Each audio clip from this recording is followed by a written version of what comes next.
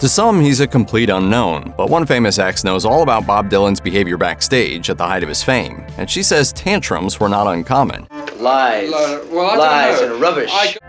In May 1965, folk singer Joan Baez wrote a letter to her sister while on tour in England with her boyfriend Bob Dylan and told her that things were falling apart. Baez wrote that Dylan had become so unbelievably unmanageable that she couldn't stand to be around him. She added that everyone traveling with him was going mad while he was having his frequent tantrums. He's better than you. Yeah. All right? Right away, I hate him. He's all right. I like him anyway.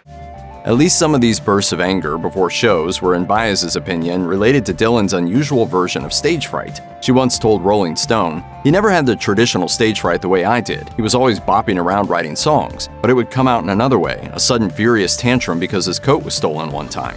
Before the English tour, when the two were still doing well, Dylan had a meltdown when his favorite jacket, Baez called it a horrible little coat, disappeared before a show. It's unclear which coat exactly Baez was referring to, as a few seem to match the general description. Whichever one it was, Baez hated it. She says it was brown, vomit-stained, smelled horrible, and the sleeves were too short, but Dylan loved it.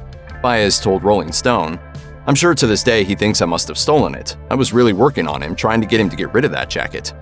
When the couple returned to their dressing room before a concert, Dylan's jacket had disappeared. He lost it, acting like a 5-year-old, screaming at the police, their entourage, and Baez, she recalled. She chalked it up to performance-related tension.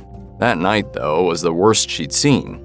Dylan, wild-eyed with fury, sent everyone except Baez scurrying, she recalled. She talked him down, and he gave a brilliant performance that night. The couple split up in the spring of 1965, but remained friends. Dylan would finally apologize for his behavior toward her more than 40 years later.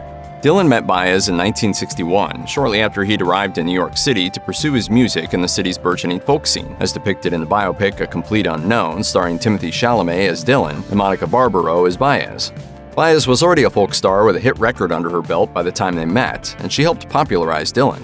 The two dated and toured together for several years, with Dylan rising from obscure folky to rock stardom by the mid-1960s.